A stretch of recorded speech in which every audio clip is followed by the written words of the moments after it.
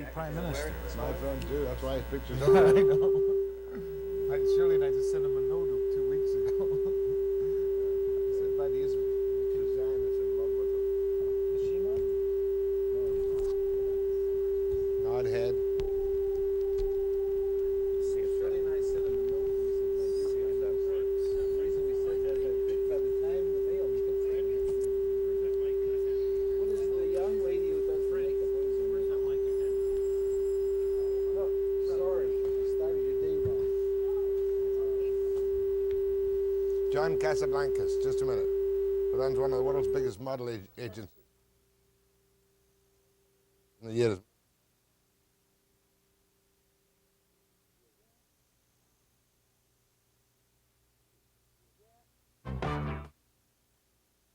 Please. Yes. Here's a unique idea from Kraft. New oven melts processed cheese with prepared meat. Oven melts is so easy that in minutes you've got something hot, tasty, and really nourishing. Actually, oven melts goes in the cheese section. Cheers, cheers.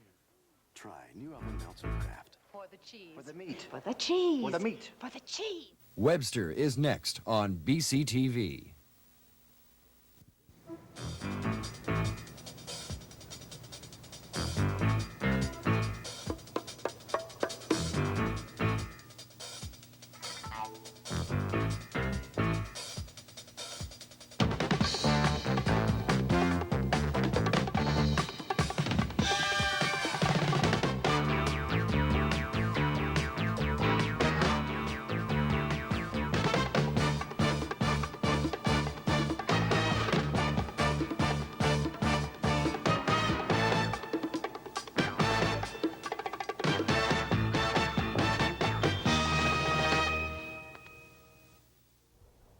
Good morning.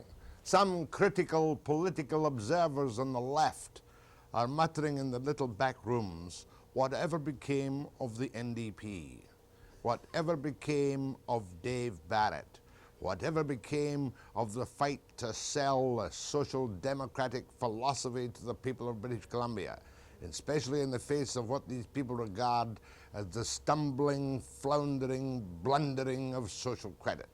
Is Mr. Barrett happy to sit in the wings until Bennett self-destructs?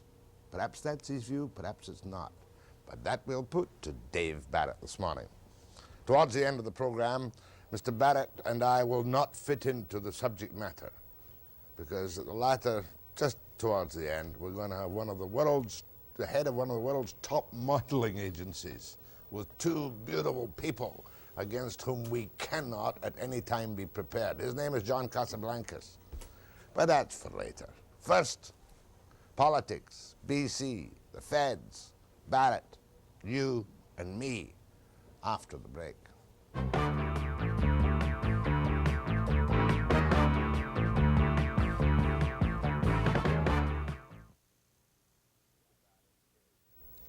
The scuttlebutt, Mr. Barrett, is that you are sitting quietly, keeping a low profile, being non-provocative, because you're convinced that Bennett and his fractured government will self-destruct. Now, what's the score? Well, I don't know if that's scuttlebutt or not. I'm very busy. I'm on the road almost all the time. After I leave this show, I'll be going up country for 4 days. I'll be back Saturday night. I hope to be home Sunday for the Super Bowl game. I'll be back on the road again next week, and I'm traveling all the time. I don't spend that much time in the large urban areas. I'm mostly in the rural areas when the House is not sitting. That's the way I see my job at this point. Yeah, but you've not been forward in your attacks on Bennett's bumbling, have you? If we take it as bumbling. Take, for instance... Is there really much point? Is there really much point to overstate the already overstated? Is it really much point to go over the already over-obvious, that this is a government in disarray? A cabinet minister leaves without a moment's notice to go into some other dangerous business? Some other events happen in terms of decisions by the government. What can I say or do that will be helpful in terms of adding criticism on top of criticism. There's not much. In terms of the House itself, we were called in December for 5 days, no advance notice, no participation in what could have been an important joint motion from the opposition to the government, no consultation, just played with in terms of some kind of political game that seems to have decisions made on an ad hoc basis. What can I add to it? Well, I would expect you to add something, for instance, to what you might think is a destruction of your Farmland Freeze Act. Jack, I am angry about it. I'm angry about it. I'm angry in light of the fact that we had a major political struggle in this province to sell the idea that we had to preserve farmland. You remember more than anyone else in this province, at the time we brought in that legislation, the hysteria around the legislation, the wild accusations and everything else. You were one of the few news people who tried to lay out the objects. While you didn't agree with what we were doing in some areas, the style and the method, you were one of the few who laid out, now this is their object. You didn't take a position one way or the other. Yeah, I pointed out that you'd forgotten to put in rights of appeal in the Act, which you amended later on. Sure, and we listened to the opposition, we put in rights of appeal, but nobody in this province, in their right mind, was opposed to the concept of preservation of farmland. Now they've made a political decision, first of all, to let the cabinet make choices. That was dumb. What can I say about that? I said so at the time. Do not put yourself in the position of making political decisions about land. They wanted to. They knew what they were doing. Now comes the political decision to pull land out like spedifores. What am I going to say? What am I going to say? I told you so? Am I going to tell you that, that this is a bad government? Aren't these things somewhat You can obvious? answer this question. If and when you take power, will you refocus or will you rewrite the legislation to take the cabinet away from all decisions affecting the use of agricultural land? Absolutely. Absolutely. What an absurd situation we have here. They say that they don't want to be politically involved, and yet they're the ones who made the decision to give the cabinet the authority to pull land out. Don't tell me the spedifor was an accident. Don't tell me that that wasn't a decision made politically beyond the Land Commission. It was a political decision beyond the Land Commission. But all it does, Mr. Barrett, is take 500 odd acres and put a potential value on the non-part land of something like $50 million on the free market basis. Well, it's a political decision, and it's made someone very rich. Now, what do you want me to add to it? Okay, well, you've added something already. You said to me this morning, I, Dave Barrett, as leader of the NDP, if and when we get back into power, we will tighten up the agricultural land freeze to what it was and save what's left of agricultural land. I can't do it alone. I'm not talking now as I did before in '72, if you elect me to government, we will do this, this, and this, and this. I'm asking people all over this province to compare two governments. If you want to preserve land, agricultural land, that takes the will of all the people in this province, not just politicians, and if the people of this province, as I do believe they want it, if they want the preservation of farmland, they've got to do something about it too, along with Dave Barrett. Not just me or my party anymore. You mean elect the NDP? They have to understand that these are political decisions. This government made a political decision to destroy the agricultural land reserve. The only way to restore it is to elect a party that is committed to restore it and keep it there. All right. A couple of 100,000 people out there want to hear the answer to this question. The housing crunch in British Columbia, especially in the Lower Mainland, is now at hysterically terrifying proportions. When you talk about average prices for non-basement, two-bedroom bungalows of $120,000, $130,000, $140,000, and rents in basement suites from $400 to $600 a month, what will you do specifically, if elected, to supply housing at prices that can be afforded by people who don't have two incomes in the family, who are old and unlimited income? There will be no short-term answer now for a crisis that has been coming on us for 3 years. Social credit destroyed the BC Housing Commission in terms of its aggressive house construction. You'll recall on the sites in Burnaby and other locations, we started major housing projects, plus we started the development of co-op housing. We went into a program of leasing land. The Socreds attacked that, saying, oh no, that's a foreign ideology and everything else. Europe has leased Crown land for years for housing construction. We then went into a massive land development project in regional areas such as Prince George. In conjunction with the city, we developed lots and sold lots at service price to residents. We then went further. We passed an act in the House, the Financial Institutions Act, which would have allowed us, in conjunction with the credit union movement, to go into the low mortgage housing field. Subsidized by you? Yes. Now, we passed the legislation, social credit voted for it, all right? We set up a committee with the credit union movement and the Department of Finance to prepare a report so that we could implement the legislation. We were defeated in December of '75. The report was handed to the social credit government in February of 1976, and it has been kept secret ever since. Are you telling me, as I have a habit of trying to cut through, that your policy is still to free money, apart from the leasing of lands, etc., at subsidized interest rates for housing? That is part of it, and Bennett did part of our policy a year ago when he released $200 million in subsidized mortgages. To the credit union? That's correct. That was part of the policy we laid out. But that was a good thing he did. Of course, it was a policy laid out by legislation under the NDP. There needs to be more of that in conjunction with the credit union movement. We do not believe in massive public housing. I've been through that bag, especially when I lived in St. Louis as a student there.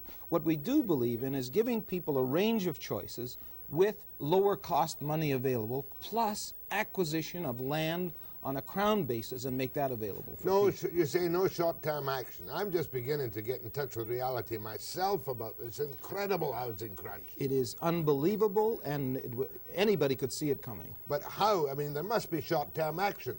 When you get a woman and assistant signing a lease for 2 years at $600 a month, which is all she presumably can get, right or wrong. I'm not examining the case. And she gets $674 allowance. Now, obviously nobody's going to throw her out the place. No. Who's going to pay? Jack, I don't see any short-term answer in terms of getting a vacancy rate up to a competitive position of at least 1.5 or 2%. Unless the feds and yourself gave all kinds of tax incentives to the free enterprises. Who was it that went back as a socialist to the federal government and said, reinstitute the tax concession so we socially redirect private investment? I wasn't opposed to that. I asked the feds for that. There has to be a multifaceted approach to the housing problem. But this problem did not creep up overnight. It was building. The aggressive housing action started under our government with Lorne Nicholson, which was criticized and laughed at, was swept aside by the Socreds. Housing starts dropped in '77 and '78. The pent-up migration into BC from wealthier people who sold out their farms and homes from Saskatchewan and Alberta. This is not an in-migration from overseas. Part of it. But also a significant part is retired people coming out from the prairies to the warmer climate of British Columbia. Now, they're not coming with small amounts of money. They've sold out. That's why they can pay $375,000 for a 3-bedroomed house. You'd be surprised what some farmers are getting in Saskatchewan and Alberta for their farms. You'd be surprised what some people are getting for their homes in Edmonton and Calgary. They come with very large amounts of money. Still buy a house for $60,000 in Moose Jaw. In Moose Jaw, I don't know Moose Jaw, but in Calgary and Edmonton and Regina, the prices are skyrocketing. Winnipeg is one of the few places where it's still down. Dave Barrett, leader of the NDP in British Columbia. Doesn't agree with all his federal colleagues or provincial colleagues, just some of them. We'll get into that after the break.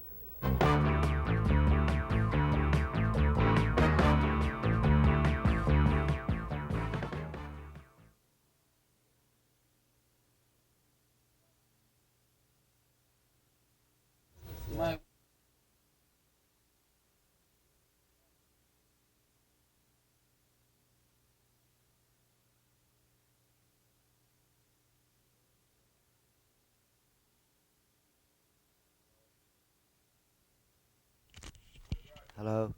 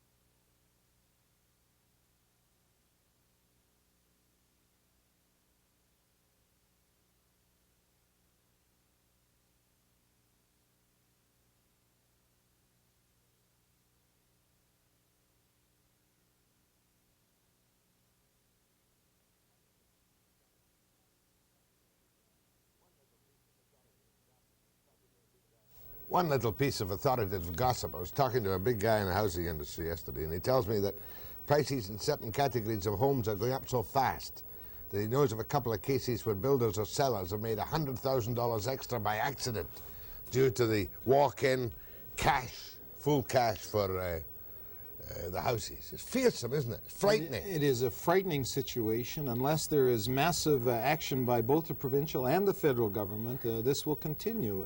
Look, this is a desirable place in the world to live, as well as, yeah. Best part of the best place in the whole world. The weather, the stability, everything else. We've got it here. But unless we do some planning and some thought about where we're going, we'll be tenants in our own land in a short period of time. What do you mean tenants in our own land? Well, I can see, You're not worried about immigration. Yeah, I made that very clear, Jack. You know my position. We do not absorb too many immigrants over a short haul unless there is some planning in the economy to absorb them. I've said that on your show. I don't agree with a wide open immigration policy. I don't agree with that. I disagree with the idea of selecting on racial grounds. Okay, but having said that, there is a serious danger in not planning for the number of people we have in this country and sensible planning for more people coming in. I'm not opposed to people coming in this country. Lord knows we have to have them from everywhere. But we have to have a place and a plan for them. At the present time, those people who are wealthy internationally seek this country out as a haven for massive investments. It is no problem for some of these people to bring vast amounts of capital, infuse it into private housing as safe investment, even if they're paying inflated prices. There is a chance, no matter how tolerant and moderate everybody professionally or socially is, though, that this will cause an irritation. We've got to be careful on that. Maybe we should stop the purchase by... Oh, how could you stop the purchase Jack, of residential of homes? all people to take this position, I am the last person who can be charged with any angle of racism or anything else. I am a democratic socialist. I will be till I die. I believe in the equality of all peoples. However, we do have a responsibility within this country to lay out a pattern of where we want to go as a Canadian people, as a provincial government. And then within that pattern, we begin to build this country. We've never done that. Okay, back to the other thing before we go federal stuff. Are you in favor of Bennett's edifice complex? Let's take them one at a time. 170 odd acres in the city of Vancouver, unspecified cost, $1 billion. Absolutely crazy. Absolute crazy. The unions will hate you for saying that. Look, I don't. At this stage of my political career, I got enough scars to rub over any way you want to rub. I can say exactly what I think. I think I can do that without fear or favor. Why in the world are we going to spend close to $2 billion by the time that project is over for some kind of massive display of what a provincial government can build? That money should be redirected to housing. Let me give you one example, that stadium. Now, I love sports. I'm a jock from way back. But I'll be darned if I see any rational reason why taxpayers should subsidize the stage for sports entertainment. It's only $100 million. Come on, $100 million. $200 million. Oh, well, $300 million. I just cannot see the justification. If people want professional sports in this town, they're going to pay for it. Let the promoters pay for the stage. Let them pay for the stadium. They couldn't do it. They'd go broke. Well, are we here to pay welfare to the circuses?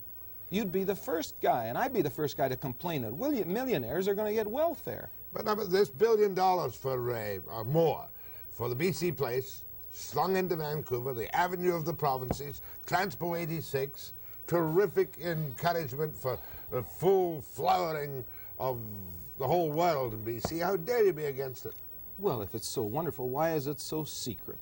Why are all the plans being made in a drawer in Bill Bennett's office? Why has there been no public hearings, no city input, no planning, nothing? It's just been announcements. I almost felt when that announcement was made that Bill Bennett was piqued at Grace McCarthy announcing BC Place, so he wanted to have his own little toy to play with downtown. You're probably not even in favor of $100 million or more for BC Place, for the Pier BC. Pier BC has some rationale. It has some rationale. Gracie's not always wrong. No, look, Pier BC has some rationale. Now, you know, we should start from square one and understand in conjunction where we're all going on this project. But in concept, Pier BC has some rationale. It has a project that can enhance not only the city, but the economic viability of the downtown core. But there's so much confusion right now, and I'm not giving you the opportunity to see how wonderful you are. On BC Place, on Transit, on Pier BC, what's the other thing? Transpo 86.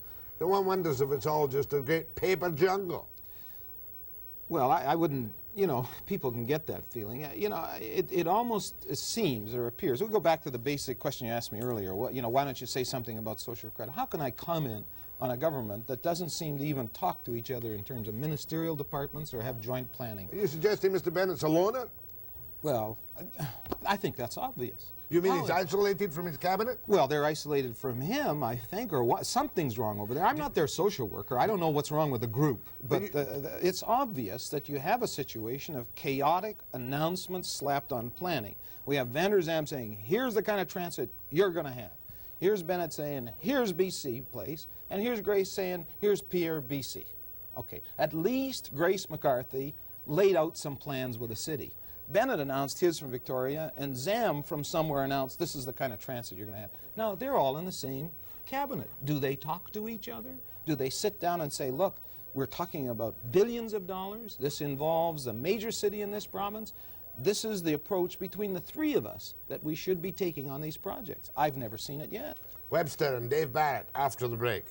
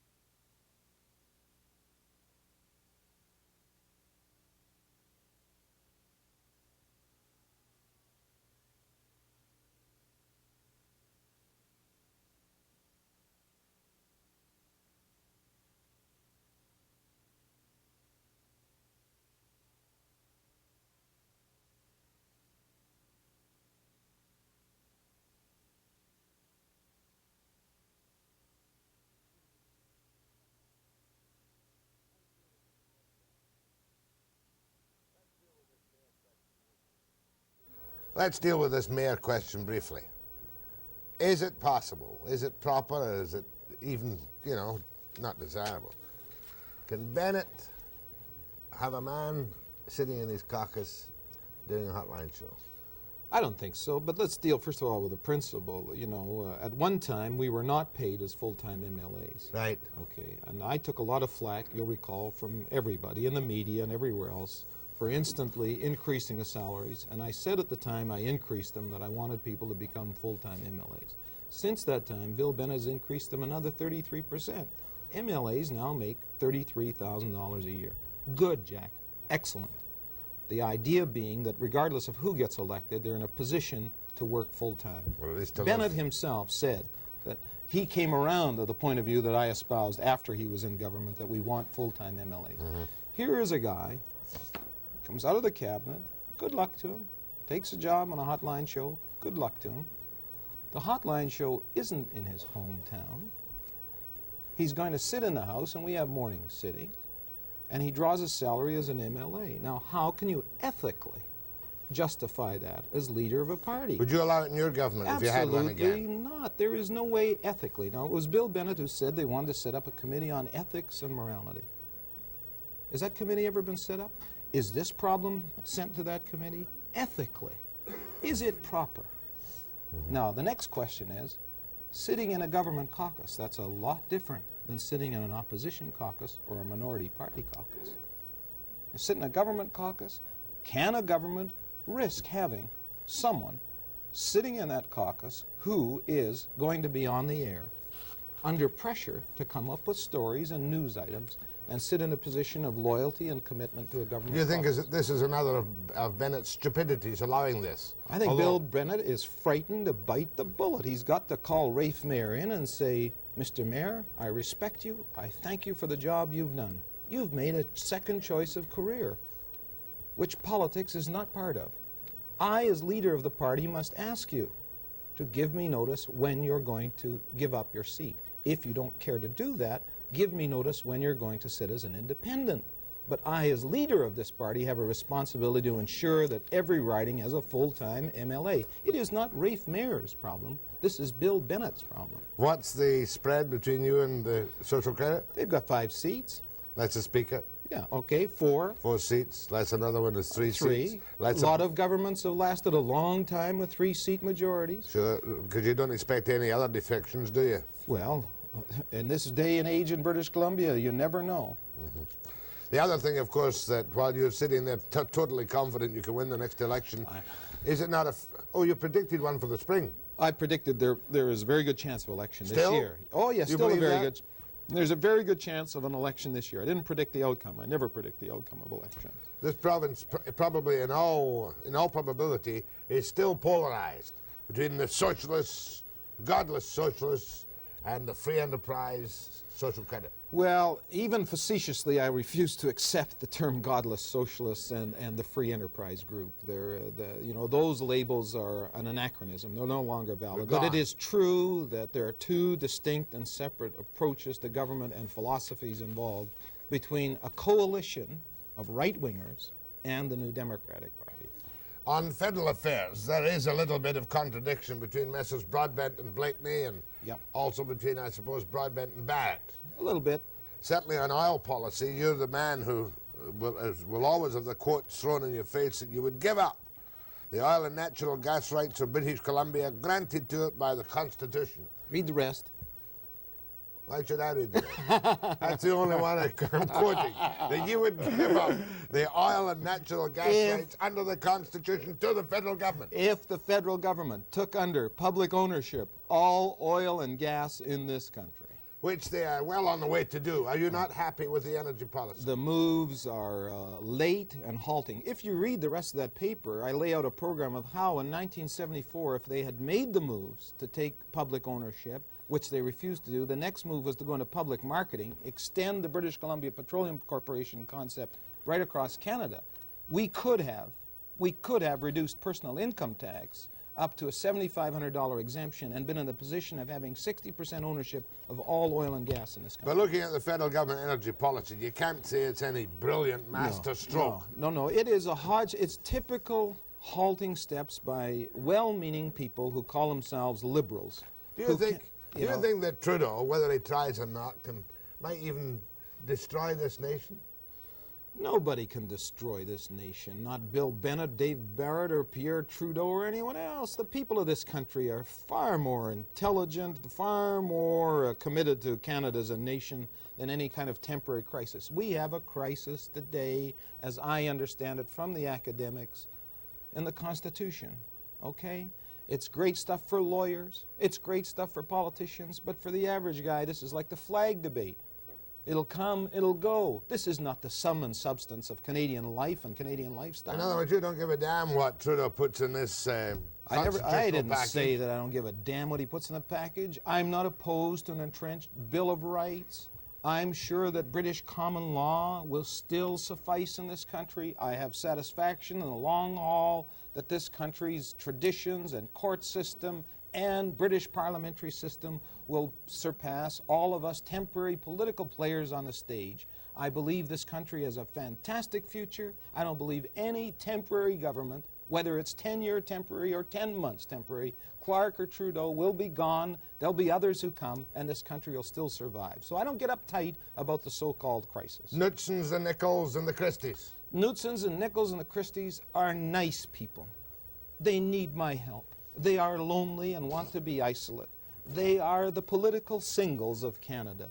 They need to come to pre-marriage counseling and understand that we are one nation already consummated a long time ago. I welcome them back in the family household, kiss them on the forehead, give them a cup of coffee, and tell them to get their head straight. This country comes before any separation. That's plain and simple. Okay, you gave your back of the hand to the Labour movement this morning and that you rejected what Grace McCarthy says is $300 million worth of construction in BC Place unless it's properly planned and explained and Look, zoned. I didn't give my back of the hand to the Labour movement this morning at Grace McCarthy's BC Place. As a matter of fact, I pointed out saying that in concept I agree with BC Place. I gave them back a hand. No, you to agree this with back of the Pier BC. I gave the back of the hand to this back envelope planning on Place BC and the announcements from the centralist government in Victoria. Centralist government in Victoria making abstract decisions for the people of the Lower Mainland. I think that is plain dumb. Are you sick and tired with the teachers and their funny campaign, I almost said phony, for their indexing of pensions, which they already have? I am not sick and tired of the teachers or any other group struggling for the right to set their own working conditions. I have not promised the teachers index pensions. What I have said clearly our party will do is they have the right to negotiate their own salaries and working conditions just as other people have the right to do. And I encourage them, as well as doctors, lawyers, and anyone else that wants to sit down and negotiate. But you don't make pronouncements and aggravate people unnecessarily. Certainly it's still part of your total platform that in dealing with the doctors, would there ever be any extra billing in BC? Not with us. And the doctors understand that. They're friendly to us. They understand our position. No extra billing. No Which extra group billing. of big business are you lunching with today? I'm speaking to the New Westminster Chamber of Commerce today. Is that so? Yes, I have, and as a matter of fact, I'll be leaving from there and going up to Merritt and speaking to the Merritt Chamber of Commerce. And I'm telling them how a planned economy can work, how our purchase of Cancel and Plateau Mills was worth so much money as Bill Bennett bragged about it. I'm explaining to them the importance of preserving the Petroleum Corporation, which I am fearful of, Jack. The Socreds are going to destroy the BC Petroleum Corporation, that is our one major energy instrument in this province that must not be destroyed by the Socreds. You mean wipe it out? I think so. I have a fear that they're going to. Give it back to West Coast Transmission or No, something? no. They'll keep what we did with West Coast in terms of guaranteeing a return on the capital as a carrier is accepted totally by them. But I think that they are under pressure from certain major oil interests in Alberta to destroy the marketing concept because it's growing in the minds of Alberta and Petrocan. And if that idea spreads, then the private international majors are under a little bit of control that they should have been a long time ago. Today, the New Westminster Chamber of Commerce. Tomorrow, is it? Up in Merritt. The Merritt Chamber of Commerce. Yeah. How many are you doing? A dozen chambers of commerce? Oh, I'm doing quite a few. I'm also speaking in Kamloops on Friday night as well. But To not the Chamber? No, not the Chamber of Commerce. Webster and Dave Barrett, your questions after the break.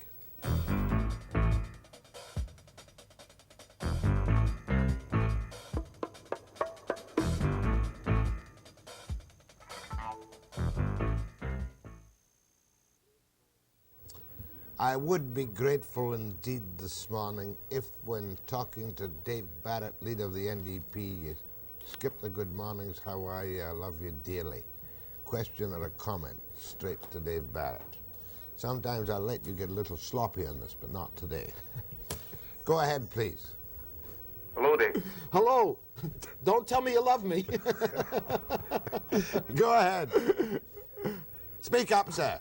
Yeah, I have, what the question is about, what does he feel about the rent control being dropped next year?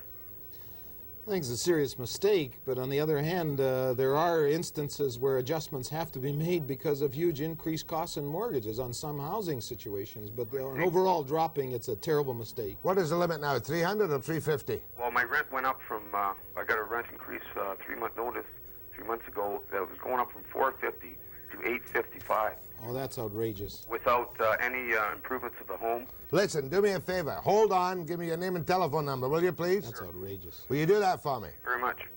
Okay. I can't pin you down to any level of rent control. Well, because you know, there's when he gives a specific example like that, there's no justification. I'm going to do a piece on the air tomorrow where I'm going to ask for the specifics, and I want the names and telephone numbers of people who are prepared perhaps to go on camera. Good stuff. Or demonstrate it on ENG about house prices and about this. So hold on and give it to Gladys. I'll go to 6. Go ahead, please. Mr. Barrett, Yes, sir. I believe it's outrageous that any one-man signature can earn somebody else $50 million.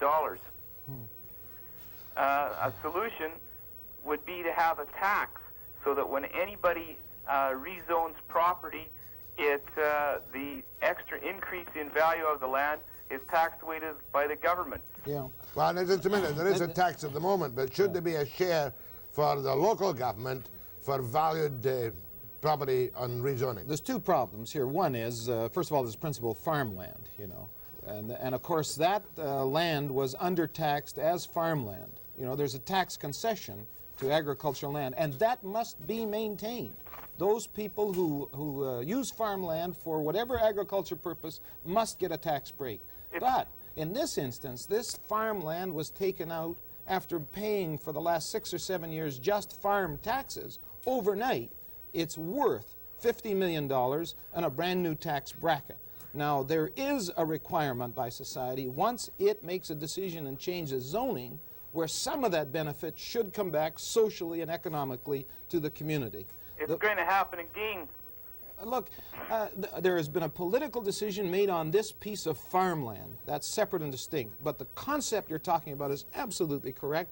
When society as a group, because of zoning, makes another piece of land valuable, there should be a triggered mechanism for taxation to catch up to. Thank you. Go ahead, please. Yes, Dave, I think on that land we're talking about, it's only a drop in the bucket. I think we can reflect pretty accurately to the Ritchie thing in Langley. And my wife works in a municipal office out there, and she's just saying that...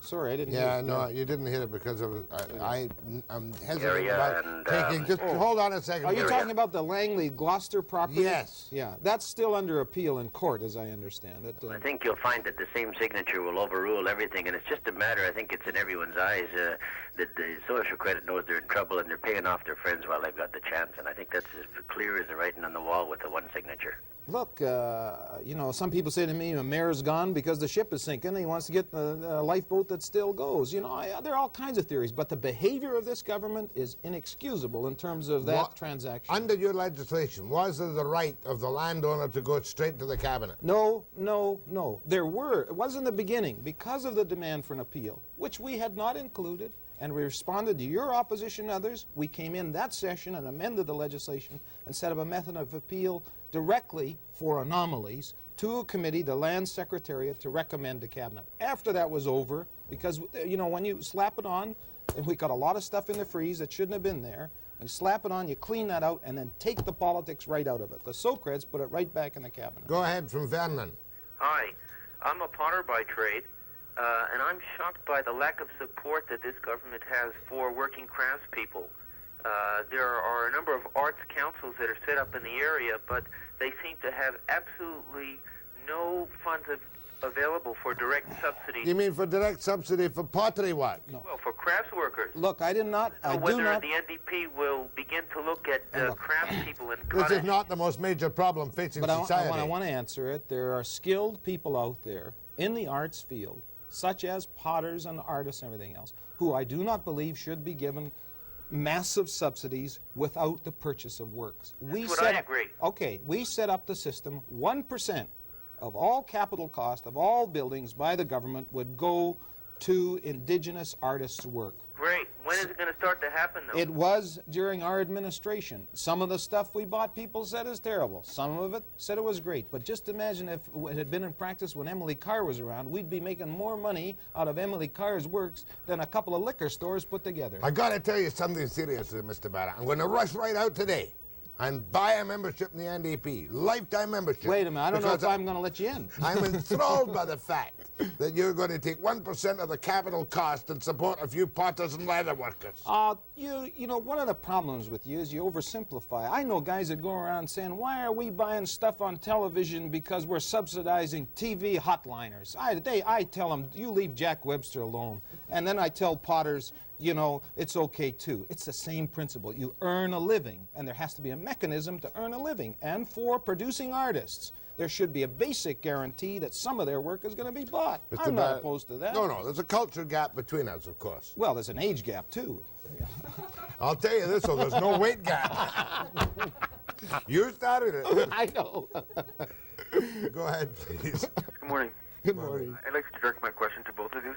Each of us. On the erection of the stadium, could there be any subsidies from the Ottawa?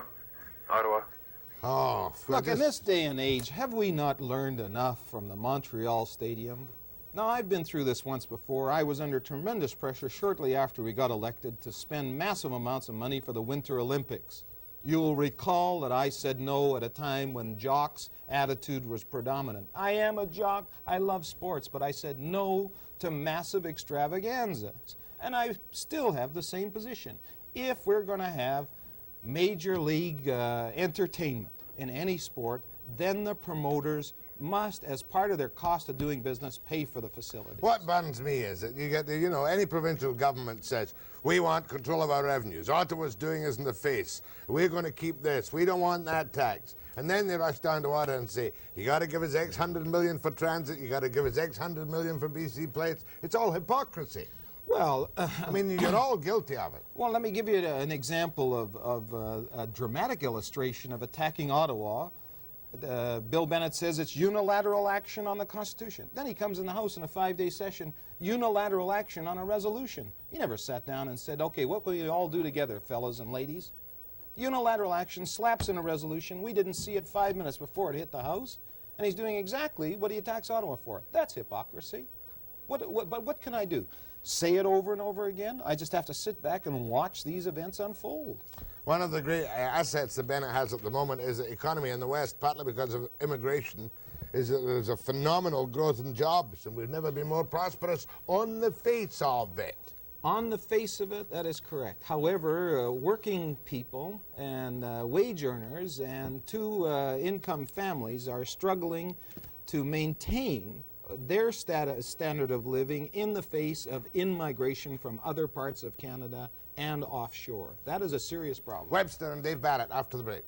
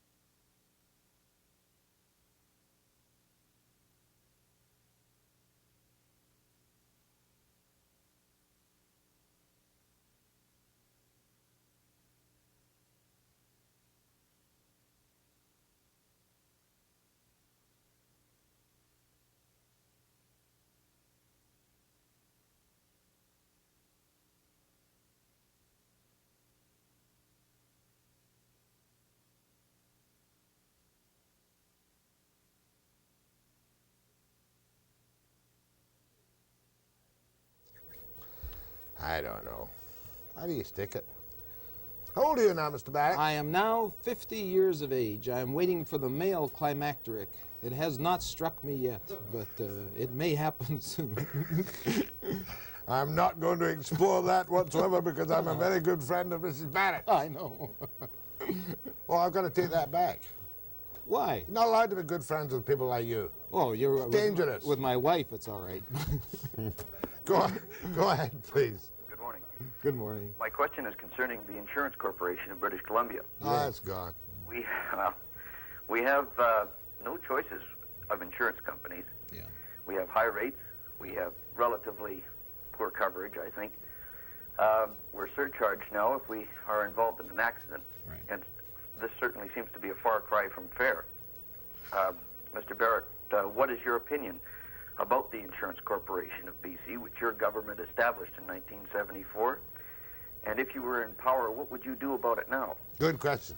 We made it very clear that we were headed for the kind of problems that this gentleman has pointed out. And I want to say that whether it was in private or public hands, the rapid increase in costs would have to be faced. There is an alternate method of financing that we have always advocated that is part of a user pay program to move towards a fair system for beginning drivers. And that was to take some of the gas tax and put it directly into the corporation on a user pay basis as well as the basic fee.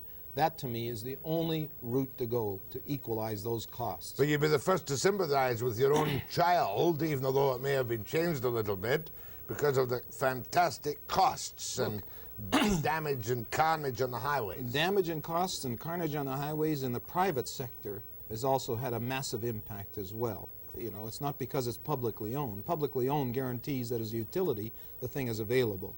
But we now must go the next step in terms of user pay.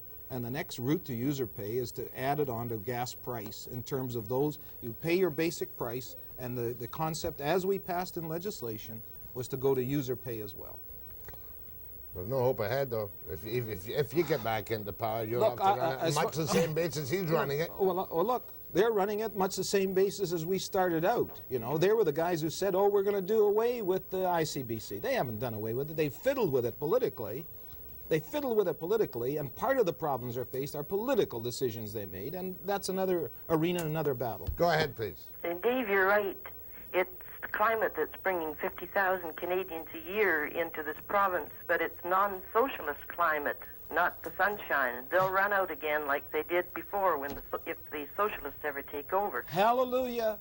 Come to BC. All of us socialists will go underground. The land prices have gone up dramatically when this government's been in power for 5 years. I remember when we brought in the land bill and people said, oh, housing prices have gone up to $40,000 for a 3-bedroom home. I don't hear those right-wingers screaming today when the house price up to $165.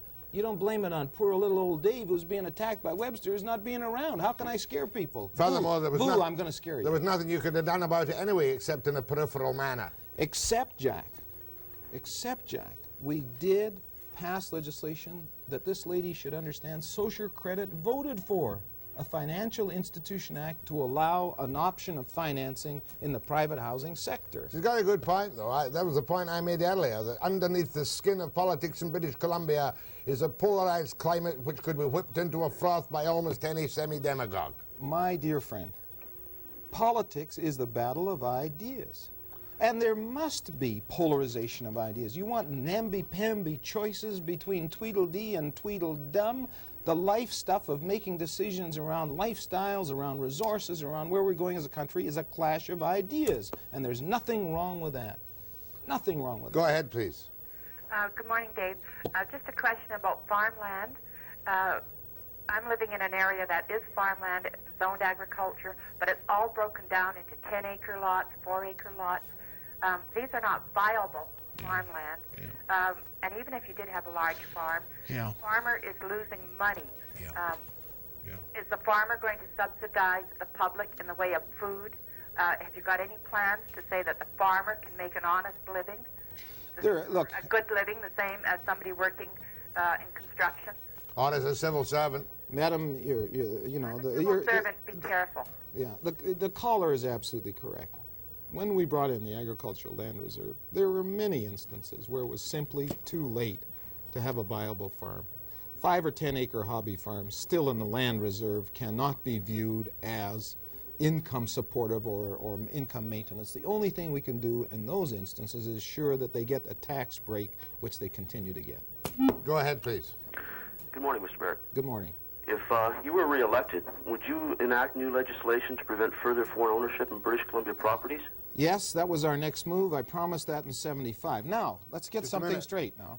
We are not opposed to landed immigrants, resident aliens, or other Canadians from other provinces buying a private home. We are opposed to offshore massive land holdings for speculative purposes. One illustration outside of Nelson, BC was a very large landholding held by people in Germany.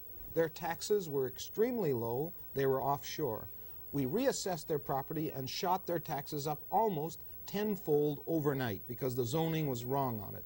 The direction we must go in is to protect ourselves from offshore massive investors who are speculating in land and land only. You have no objection to massive offshore joint entrepreneurship with the Japanese and the steel mill? On a mixed joint venture of us owning shares and they own shares, not at all. That's a separate entity. We're talking about mixed joint venturing, not at all. I don't oppose that. I prefer to have a group of sources, not just the Japanese as a marketplace. We can't isolate ourselves, but the Pacific Rim, Europe, and the United States on a joint venturing basis, absolutely. Go ahead, please. Yes, good morning, Jack. Good morning. I'd like to direct my question to Mr. Barrett. I'd like to know on the stadium erection if there would be any subsidy from Ottawa. And Ottawa has promised a certain amount of money towards the stadium in certain conditions, as I recall, Mr. Barrett. I think so, yeah. They're under political persuasion. It's part of the Ottawa bashing. Well, don't forget that Perot's going to have his $4 billion Western Development Heritage Fund to play with, too. I'd like to know what the rules are around that. They're the liberal rules. Oh, okay. Go ahead, please. Hello, it's the Cry About Welfare. We manage a 61-unit apartment building. And in our building, we have 6 two-bedroom BC housing units. We take in welfare tenants. We have now 3 apartments with a mother and 1 child, which pays $95 a month. And this is a new building. It's in White Rock. Some of my tenants may hear me on the air, and I didn't really want that, but how much does housing we pay also the take rest? in welfare cases like which we have had to evict because of the drinking and smoking. Well, forget that angle of it. The $95 a month rent, I presume that the BC Housing Commission picks up the rest based on the income of the single That's right. mother. Yeah. They get their welfare check, and BC Housing pays the rest. Okay. That sounds reasonable to me, better than having some woman sign a $600 a month lease for 2 years. Absolutely, and there's many, many buildings like that. In fact, the owner of our building has 25 buildings within the Vancouver area. We're in White Rock. Yeah, but the rent is being paid. Now, the total rent is being paid. Housing Corporation pays the rest. Their welfare is subsidized. Now, I know some people on welfare drink. I also know some rich people who drink. Habits are not confined to income. Yeah, if you're okay, if you're wealthy and you're sloppy, that's a bad thing. If you're poor and you're sloppy, that's a bad thing. That's right. But you should appreciate what you're getting from the government. Yes, listen, wealthy people appreciate what they get in tax write-offs too, but you don't attack people's behavior on the basis of their incomes. If you're a sloppy drunk and you're rich, you're a damn fool. If you're a sloppy drunk and you're poor, you're a damn fool. Everybody can have a common behavior pattern of being damn fools. At the same time, if you're a sloppy drunk and poor, maybe you're just desperate and at the end of your tether. No, it could she be. had a constant babysitter. Could be. Thank you, ma'am. Could be. What are you trying to tell me? I'm finished with Davey? I've known governments that have driven people to drink. Anyway, there won't be an election this spring. Well, I was asked the question. I believe there's a possibility of an election this year. I believe that. And you're ready for it? I'm always ready for it. And your membership is zooming? Zooming. And you find the most incredible support among business and trade unions and everybody else? What else did I write on the card? Don't make the mistake Ulrich made when he said, I'm going to win by 20,000 and got knocked off. I have never been overconfident in any election campaign in my 21 years in politics. Your modesty becomes you. Even though, as somebody once said, you have much to be modest about. Okay. Not really what you might call a hard-hitting political interview, but you know how it is. Tune in next week. That's showbiz. Now we're going to go to showbiz. We're going to go into a world of bitter fighting, battling, lawsuits, the world of the 200,000 a year model, the world of the big agencies in New York where they'll scratch your eyes out for this or that reason. The famous John Casablancas and two of his beautiful people are with Webster this morning. I'm here for comparison purposes. After the break.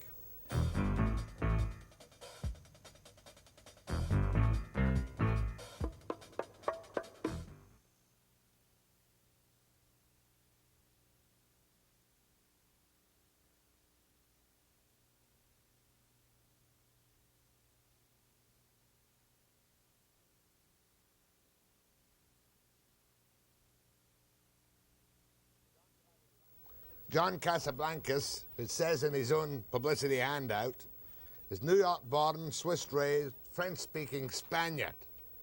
He has model agencies in New York, Paris, Brussels, Hamburg, London, Tokyo, Los Angeles. And guess why he's here? Vancouver. He bills over $8 million a year, and his models can make up to $5,000 for a day's work. Do you wear anything between you and your jeans? Every now and then, yes. Every now and again. John Casablancas, they tell me that your model industry, the elite school, now you used to be with that woman Ford, didn't you? No, I was never with her, thank God. I was just acquainted with her. Isn't she suing you for some large sum of money, or vice versa? We have a couple of pending lawsuits, one for $7.5 million, another one for $4.5 million. Are you each suing each other? No, I'm just being sued. You're being sued? That's right. Why is she suing you? Because we're giving her a lot of trouble. We moved into the New York market. We used to be we still are the #1 organization in Europe, and it was forbidden for a European agent by some unwritten law to go to New York, and we went and we won, and they didn't like it at all. It was not a very popular move. This model business is really one of the burgeoning industries of today's media, is it not? Yes, it is, yeah. Are they easy to find, these models, these beautiful people? Very, very difficult.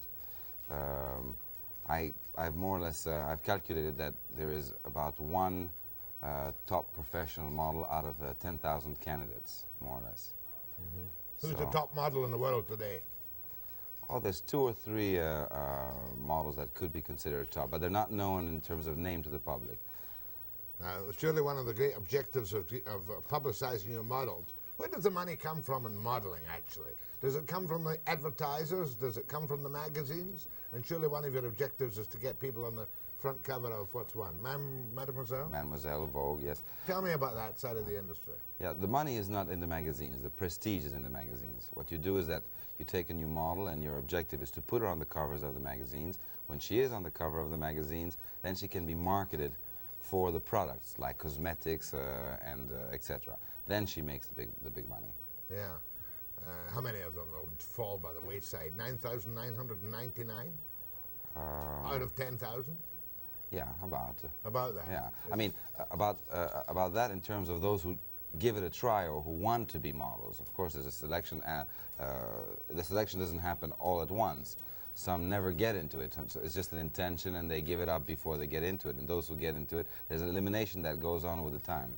You supply people. You don't design clothes or anything like that. No, I don't. You merely supply bodies to fill the clothes. Bodies and faces and souls and minds, etc., etc. Do the souls and minds really matter? I think they matter for at least half the success of the career of a model, yeah. If it's not in the eyes, the body doesn't matter? Well, I know some models who have such fantastic bodies that they could make it on the body alone. But in general, I think that it's the chemistry between the mind and the body and the face that makes it. You're opening a modeling school in Vancouver? Yes, well, it's opened, yeah. What does it cost? What does it cost? Cost. Okay. What does it cost? I'm 17 years old. I'm beautiful. Yeah. I don't have a pot belly. I'm young, have a good hairdo. I want to make some money modeling. How much does it cost to train me? How much will you charge me? Well, at Elite, we we have different types of courses. First, the model will come, we'll get an interview, maybe she'll get a 1-hour session to try to see what her potential is. It's called evaluation, and afterwards she can get into a 10-week course or a 20-week course, and I think it's the price varies between $500 and $1,000 if she takes the whole the full course, which is 60 hours. And if she's good enough, you might even hire her. Oh yes. Well, what we do is that all the models who are in our agency, because we have the school and the agency. The models who join the agency are models who have gone through the school, and after, when they are with the agency here, they are selected and they are interviewed by our New York talent scouts, Los Angeles talent scouts, in order to eventually do an international career. Tell you what I'm going to do now. We're going to bring over a couple of you beautiful people, a couple of you local models. Talk to them. Who are going to be going to New York. Good. Talk to them, talk to you, and take telephone calls. I'm going early to the break, so waking up over there at the board after the break.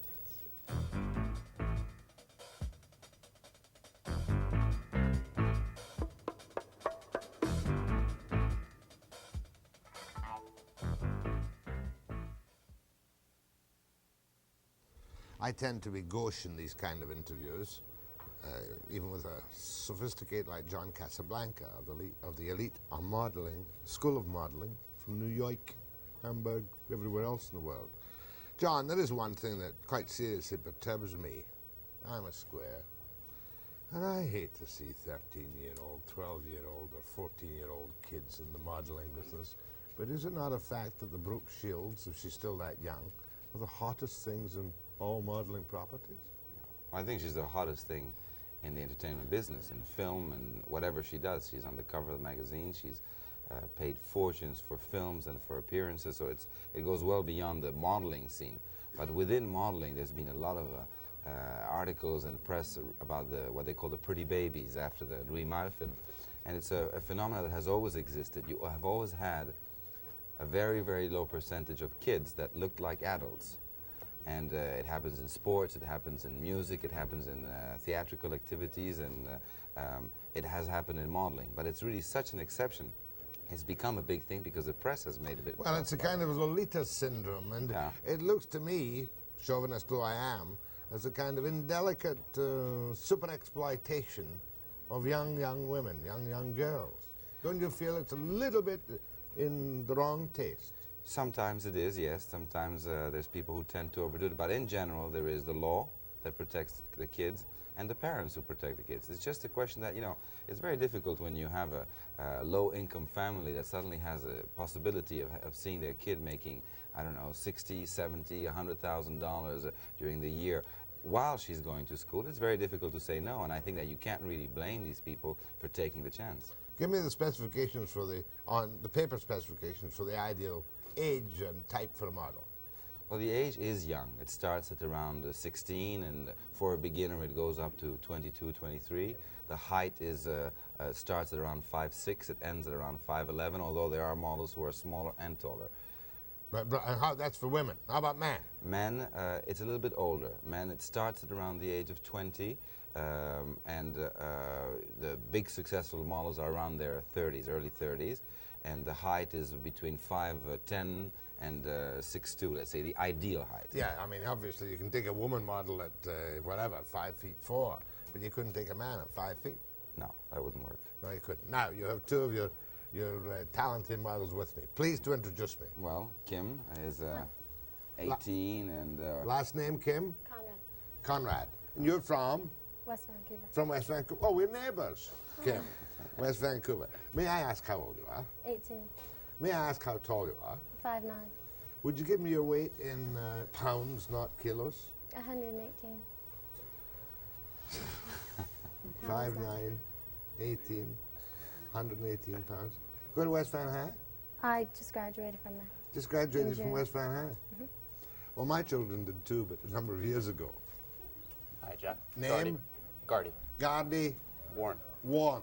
How do you spell it? W-A-R-N-E. Warren. How old? 20. How heavy? Oh, probably about 155 now. I'm not sure. How tall? 5'11". You jog every day? Well, I try to. And jogging to me is very boring, but I try to get jog with some friends and here and there, and I usually get about 3-4 days a week. And Do you jog every day? I exercise a lot. You exercise? Yeah. Don't you find that super muscular models, they'd be impossible. You couldn't have them, could you? They aren't super muscular models. No, I mean, you mustn't go out and bodybuild if you're going to be a model. No, you must be normal. Normal, that's right. Now, tell me what's happening now to Kim and Gardy. Well, they both, in different occasions, visited New York, and they came to see our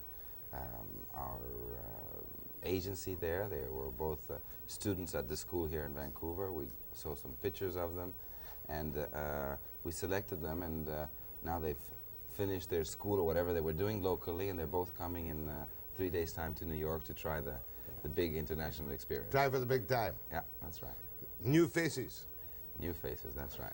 Yeah, is your mind set on modeling as a career? Yes, it is. All the way? Yes. Not acting? No. Modeling? Modeling. Have you always been that? Always been that way inclined? I'd like to go as far as I possibly can in it. The money is attractive if you make it. Yes, it is. But it's a gamble. How about you? I forgot to ask you. No, you're 25. 20. 20. Oh my goodness. You know, well, I mean, 20, 25. How can you tell the difference? Sure. You never know that I was the age I am when I only look 45. So tell me, is modeling going to be a part-time career for you, or are you aiming at a full-time career? Well, when you go into it, it's an opportunity that came by my way, and I feel that if I'm going to go into it, I have to go full steam ahead and just strictly modeling and to make it work. If things in the future do not work out, then it will become a part-time job for me. Did the training change you at all? Yes, it did. In what ways? Looks and the way I, carry myself in front of people. And, how could it change your looks? It only change your hairdo. Well, that's basically what did it. Yeah. I was just to keep you in the way you keep yourself groomed, shave, brush your teeth every day, and that sort of thing there is what. I got to tell you, I have a hell of a job to shave every morning at 5:30. It's really tough. By the time I come in here, it's growing again. Well, that's good. How far could they go? And how much could they make? Well, I think they could go, they have the possibility of going all the way to the top, and if they do, they could make, for a male model, the top represents an income of about $150,000 to $200,000 US dollars per year, and for a top girl, it can be something between $200,000 and $400,000 if they go to the top. I mean, it's a small percentage of the models that do make that. Well, you billed about $8 million last year. Well, I built $8 million in the city of New York. I built 16 million all over the world. On a 20% commission basis? 30%, 20 from the model and 10 from the client. 30 times 16, that's a $50 million gross there. We have a lot of expenses. I'm sure you do. What's the social life for a model? The Well, jet set. Do models become part of the jet set? Is that your hope, Kim? No, it isn't. It isn't. No. You don't want to marry and settle down in West Vancouver with a couple of kids, do you? Oh, I don't know. Not at this stage, anyway. No, not right now. Not right now. They have the opportunity of going to the jet set. I mean, it's obvious that around the models, all the beautiful people gather, that's for sure. I was reading this piece which somebody gave me this morning about the battle between you and Eileen Ford. Do you scratch each other's eyes out? Oh, we do terrible things to each other, that's for sure. You said something about a movie. Yeah, well, Paramount and Universal are both interested, more than interested. They're working on projects regarding what is called the model wars. And That's what I'm trying to get you to tell me about. And you won't tell me. You're digging your heels in and being modest. Well, I consider the battle's over, you know. I think that... You've won it. We've won, yeah. Well, that's arrogant. It is arrogant, but I think it's factual. Yeah. Do you steal models from each other? Pardon? Do you steal models from each other? Steal, I don't think is the word. We do snatch people away from each other. Induce. No, we don't induce. I think that... Kidnap. We have different styles, and every now and then the style of one of my competitors will appeal more to them, and other times it's our style that appeals more. And I must say that in most cases we've had a lot of success. We have a fresher and younger approach to the whole modeling scene. What happened to your very first model? To my very first model, what, from New York? Yeah. She's not with my agency anymore. You see, I'm trying to get into the water. You had a fight with her. She walked out. No, I made a terrible mistake. Tell me about it. I hired as my assistant her boyfriend, and when I fired him, she left me. So that's a mistake I'll never make again. Here, here. Calls to John Casablancas, Kim, and Gardy between now and the end of the program after the break.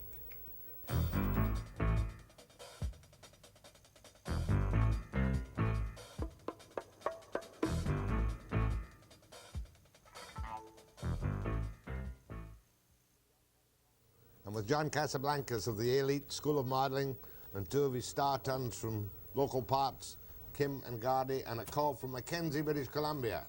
Go ahead, please. Good morning, Jack. One question, 20 seconds, and I would ask for John's comment on the following. Model persons are rare and exceptional people with ongoing and changing fads and fashions that are set up to generate unreal ideals which most people are unable to achieve. You mean the models? Contributing to false social structure standards and collect. Oh, I get his point. Modelling is one of the phony showpiece fronts of our society and is not really socially desirable. It certainly is. It certainly is not, you mean? It is, I think it is. We are selling illusion, we are selling dream, and the looks of the models are, let's say, the best of the mass. There's no doubt about it. Go ahead, please. Hello. That's you, ma'am. Yes, hi, Jack. It's A.L.R. and hi, Johnny.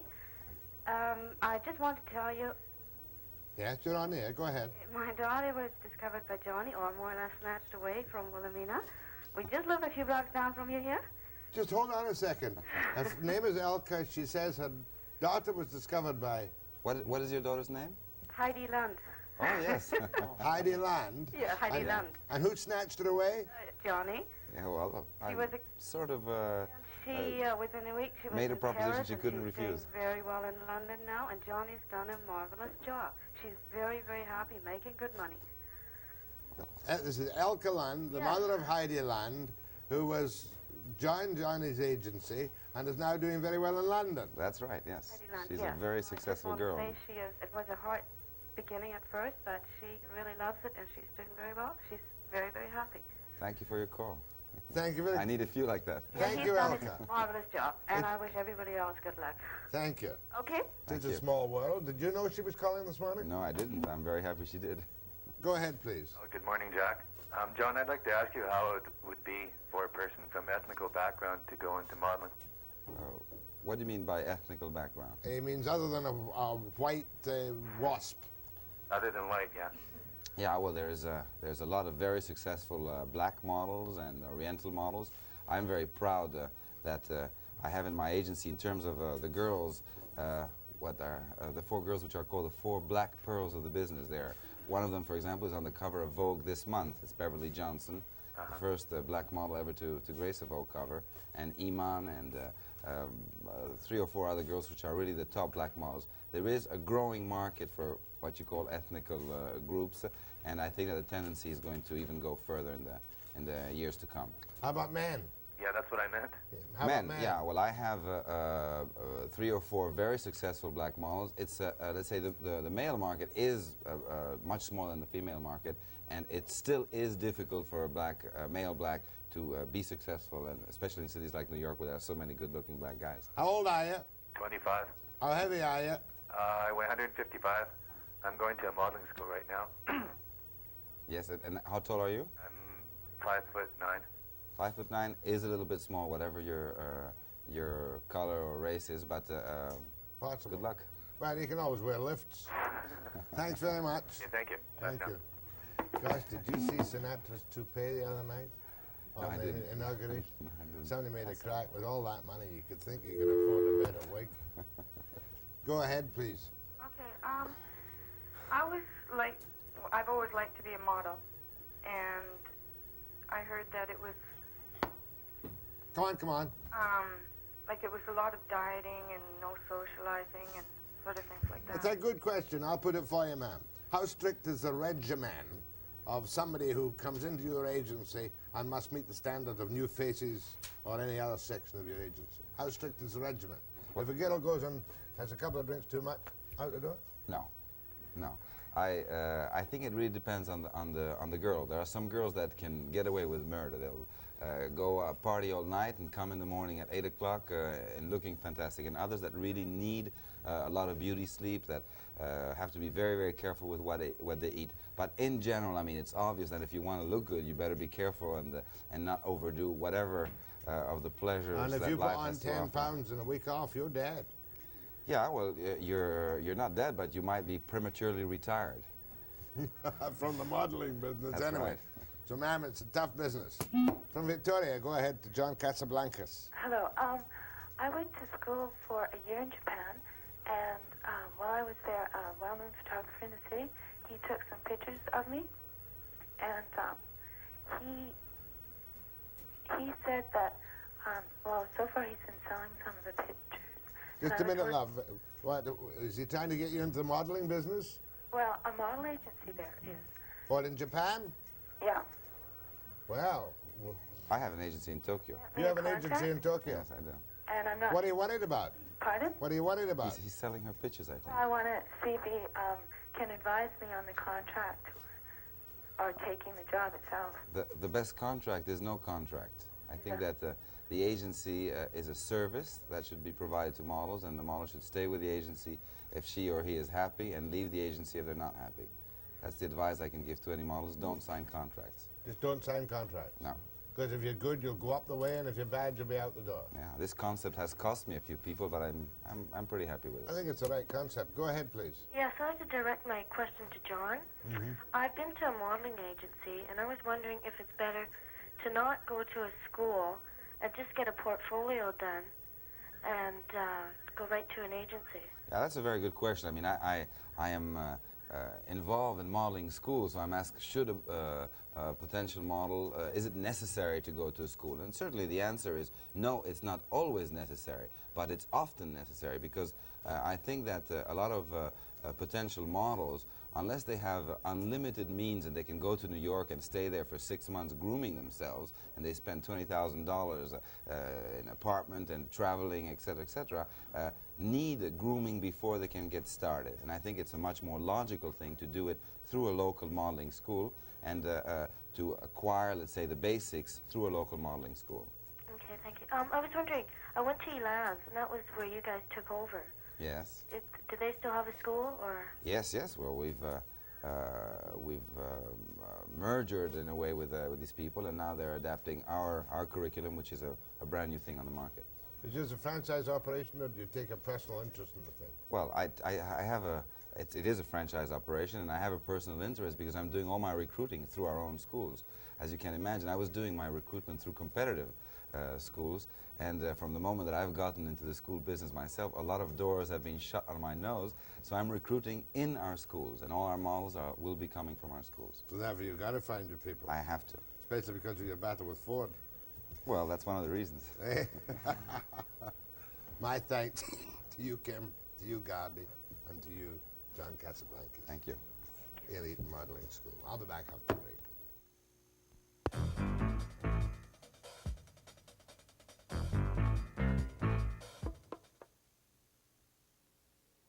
Tomorrow? It's Walter Davidson. You sure that's tomorrow? That's tomorrow. That's Thursday. Walter Davidson. That means, and we're also doing the step-up school with Nona Monroe. That's right. So that means that maybe we can't do the housing thing, which I talked about on the program this morning, until Friday morning. Do the free-for-all part of it. Yeah, we want names and problems of people in this I've got housing. the one you took earlier. The one already this morning. 400 to 800 bucks a month. Walter Davidson tomorrow morning on the Agricultural Land Commission for a start. And Nona Monroe in the step-up school, 9 a.m. precisely.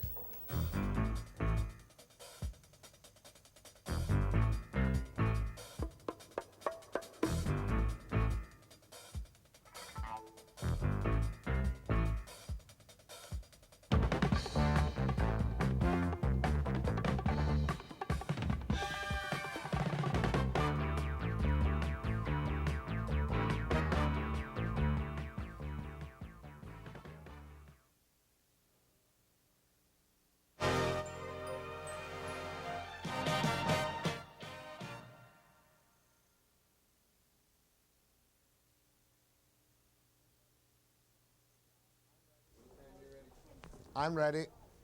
Quiet, please.